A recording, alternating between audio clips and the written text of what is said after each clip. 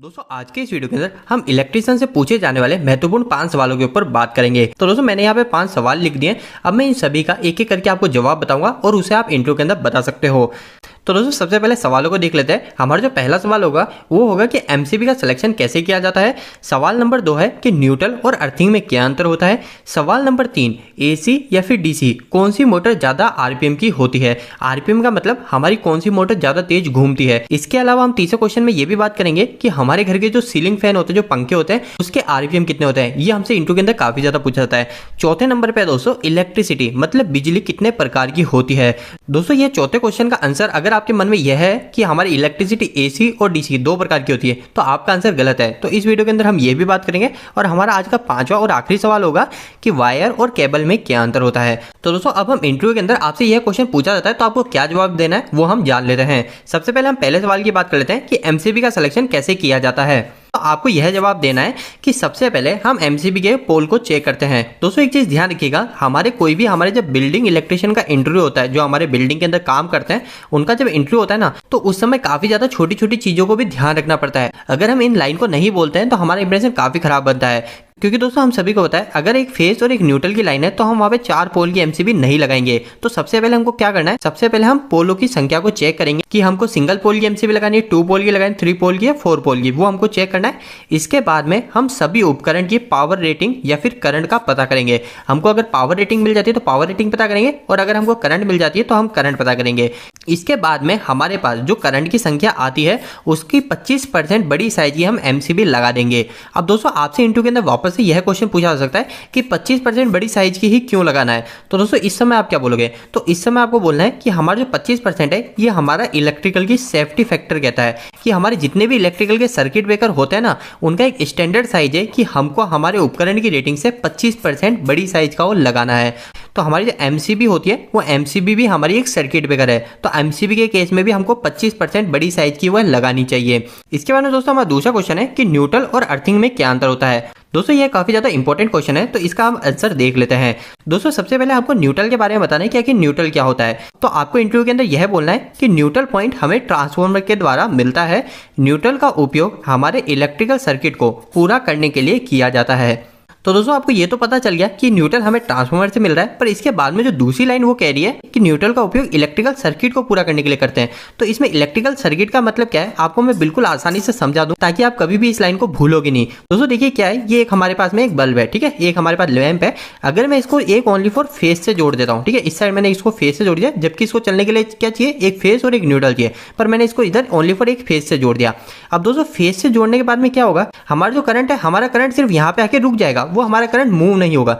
Current move करने के लिए क्या होगा, अगर हम यहाँ पे न्यूट्रल को जोड़ देंगे तो करंट हमारा इस तरफ ऐसे बहने लग जाएगा। तो आपको इस चीज का ध्यान रखना है, करंट को हमेशा बहने के लिए एक रास्ता चाहिए होता है। तो हमारा जो न्यूट्रल है वो न्यूट्रल यही काम करता है। न्यूट्रल हमारा करंट को रास्ता देने का काम करता है। न्यूट्रल का उपयोग हमारे इलेक्ट्रिकल सर्किट को पूरा करने के लिए किया जाता है।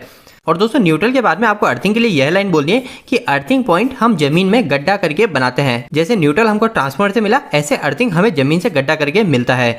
इसके अंदर हम जमीन से एक वायर को निकालकर हमारे उपकरण की बॉडी से जोड़ देते हैं और ऐसा करने से अर्थिंग हमें इलेक्ट्रिकल शॉक से बचाने का काम करती है। और दोस्तों अगर आपको इंटरव्यू के अंदर इतना बड़ा आंसर नहीं देना, आपको सिर्फ 2 लाइन बोलनी है, तो आप क्या लाइन बोलोगे, आप यह बोलोगे कि न्यूट्रल का उपयोग हमारे इलेक्ट्रिकल सर्किट को पूरा करने के लिए किया जाता है, जबकि अर्थिंग का उपयोग हमें इलेक्ट्रिकल शॉक से बचाने के लिए किया जाता है। अब दोस्तों इंटरव्यू के अंदर इसके बाद में तीसरा सबसे ज्यादा जो क्वेश्चन पूछा जाता है वो पूछा जाता है कि एसी या फिर डीसी कौन सी मोटर के आरपीएम ज्यादा होता है, कौन सी मोटर हमारी ज्यादा तेज घूमती है। दोस्तों आरपीएम का मतलब क्या होता है ये आपको पता होना चाहिए। आरपीएम का मतलब होता है रेवोल्यूशन पर मिनट, या फिर आप ये बोल सकते हो रोटेशन पर मिनट। हमारी जो मोटर का रोटर होता है जो घूमता है वो हमारा 1 मिनट के अंदर कितने चक्कर लगा रहा है वो होता है हमारा आरपीएम। तो हमसे यही प्रश्न पूछा जाता है कि एसी या डीसी कौन सी मोटर ज्यादा तेज घूमती है।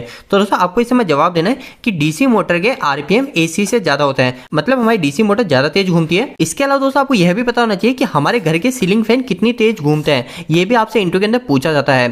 तो दोस्तों सबसे पहले अगर हम एसी मोटर की बात करें तो एसी मोटर हमारे ज्यादा से ज्यादा 3000 आरपीएम तक ही आती है, जबकि डीसी मोटर इससे कई गुना ज्यादा आती है। पर अगर आपसे इंटरव्यू के अंदर सीलिंग फैन के बारे में पूछा जाए तो आप क्या बोलोगे, तो दोस्तों इसका जवाब हमारा अलग अलग हो सकता है, क्योंकि दोस्तों हमारे सीलिंग फैन होता है उसके हमारे जो आरपीएम होते हैं वो आरपीएम फिक्स नहीं होते हैं। किसी सीलिंग फैन के ज्यादा होते हैं और किसी के कम होता है। तो दोस्तों इस समय आप इंटरव्यू के अंदर क्या बोलोगे, हमारे जो पुराने सीलिंग फैन आते थे वो 350 आरपीएम के आसपास के आते थे, 350-400 आरपीएम। फिर अभी 2-3 सालों से हमारे आरपीएम 350 से बढ़ के 600 आरपीएम तक भी आने लग गए। और आजकल कई कंपनी ऐसी है जो 800 से 900 आरपीएम के भी सीलिंग फैन दे रही है। तो आपको इंटरव्यू में क्या बोलना है, आपको ये बोलना है हमारे जो सीलिंग फैन के आरपीएम होते हैं वो 350 से 600 आरपीएम तक होते हैं, पर आजकल जो हमारे नए फैन आ रहे हैं वो 800 आरपीएम तक के भी आते हैं। तो दोस्तों अब हमारे पास 2 सवाल और बच गए। चौथा सवाल है कि हमारी बिजली कितनी प्रकार की होती है, और 5वां सवाल वायर और केबल में क्या अंतर होता है। तो दोस्तों पहले चौथे सवाल की बात कर लेते हैं। तो दोस्तों इस चीज का आपको इंटरव्यू के अंदर काफी ज्यादा ध्यान देना है। आपसे जब यह क्वेश्चन पूछा जाता है तो आपको उस समय ध्यान रखना है कि आपसे क्या पूछा जा रहा है। आपसे इलेक्ट्रिसिटी के प्रकार पूछे जा रहे हैं, मतलब बिजली के प्रकार पूछे जा रहे हैं, या आपसे करंट के प्रकार पूछे जा रहे हैं। तो दोस्तों अगर आपसे इलेक्ट्रिसिटी के बारे में पूछा जाए कि इलेक्ट्रिसिटी मतलब बिजली कितने प्रकार की होती है, तो आपको बोलना है बिजली हमारे 2 प्रकार की होती है। एक होती है हमारी स्टैटिक इलेक्ट्रिसिटी और एक होती है डायनेमिक इलेक्ट्रिसिटी। दोस्तों स्टैटिक और डायनेमिक क्या है, इसको हिंदी में क्या बोलते हैं, तो स्टैटिक को बोलते हैं हमारे स्थिर बिजली। स्थिर बिजली कौन सी है, हम सभी को पता है। हम बचपन के अंदर क्या करते थे, ये पेन होते थे, इस पेन को बालों में रगड़ते थे और छोटे छोटे कागज के टुकड़ों के पास ले जाते थे, और वो कागज के टुकड़े हमारे इस पेन में आके चिपक जाते थे। तो वो जो बिजली होती थी वो होती थी हमारी स्थिर बिजली, उसको हम कहीं भेज नहीं सकते थे, तो इसलिए इसको बोलते थे ये एक ही जगह पे रहती है, ये स्थिर बिजली कहलाती है। इसके बाद में दोस्तों दूसरी बिजली का जो प्रकार है वो है डायनेमिक इलेक्ट्रिसिटी, जिसको हम करंट इलेक्ट्रिसिटी भी बोलते हैं। इसका मतलब होता है दोस्तों गतिशील, हिंदी के अंदर बोलते हैं गतिशील बिजली। इस बिजली को हम वायर के माध्यम से एक जगह से दूसरी जगह भेज देते हैं। तो हम सभी को पता है अभी हम जो उपयोग में लेते हैं वो लेते हैं करंट इलेक्ट्रिसिटी, मतलब डायनेमिक इलेक्ट्रिसिटी। और अगर आपसे इंटरव्यू के अंदर यह पूछा जाए कि करंट कितने प्रकार की होती है, तो आप बोलेंगे कि करंट हमारे 2 प्रकार की होती है, एक होती है एसी और एक होती है डीसी। तो दोस्तों अब हम आज के आखिरी सवाल की बात कर लेते हैं कि वायर और केबल में क्या अंतर होता है। दोस्तों ये इंटरव्यू के अंदर काफी ज्यादा पूछा जाता है और इसके जवाब में काफी जने कंफ्यूजन में भी रहते हैं। तो इस क्वेश्चन में आपको क्या जवाब देना है वो हम जान लेते हैं। तो दोस्तों आपसे वायर और केबल में अंतर पूछा जाए तो आपको यह जवाब देना है कि जब किसी कंडक्टर मतलब चालक पर किसी प्रकार का इंसुलेशन नहीं चढ़ा होता है तो वह तार कहलाता है। और केबल के लिए आपको यह कहना है जब किसी तार को इंसुलेटेड कर दिया जाता है तो वह केबल कहलाती है। इसको दोस्तों और अच्छे से समझा देते हैं और हम एग्जाम्पल की भी बात कर लेंगे कि तार के अंदर क्या एग्जाम्पल आते हैं और केबल के अंदर क्या एग्जाम्पल आते हैं।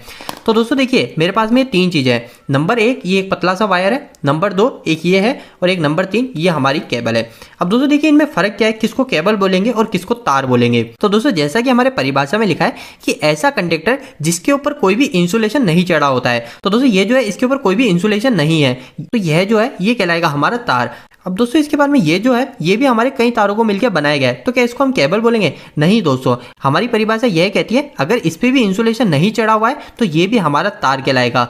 अब दोस्तों तीसरी जो चीज है ये है कि हमारी जो तार है इस तार के ऊपर हमको इंसुलेशन चढ़ा दिया गया है। ये जो लाल लाल है ये लाल लाल इंसुलेशन है। तो हमारी परिभाषा में भी यही लिखा है जब किसी तार को इंसुलेटेड कर दिया जाता है तो वह केबल कहलाती है। तो ये जो है ये हमारी केबल कहलाएगी और ये दोनों जो है ये हमारे तार कहलाएंगे। तो दोस्तों तार के प्रकार कितने होते हैं? तार हमारे 2 प्रकार के होते हैं और केबल तो कई प्रकार की होती है।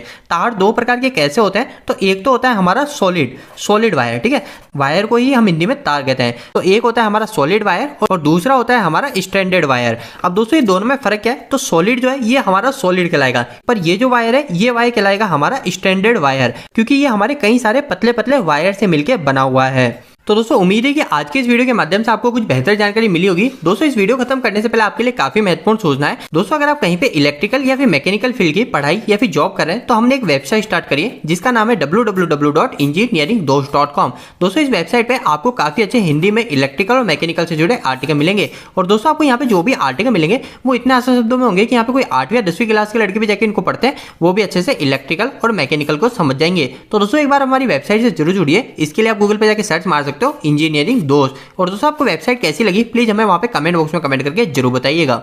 दोस्तों आपको यह वीडियो कैसा लगा, इस वीडियो को लाइक करके जरूर बताएं। अगर आपका कोई भी सवाल इस वीडियो के प्रति या फिर इलेक्ट्रिकल से जुड़ा है तो आप मुझे नीचे कमेंट बॉक्स में कमेंट करके पूछ सकते हैं। इलेक्ट्रिकल वीडियो अगर आप हिंदी में देखना पसंद करते हैं आज हमारे चैनल को सब्सक्राइब कर लीजिए। आज के लिए इतना ही, धन्यवाद।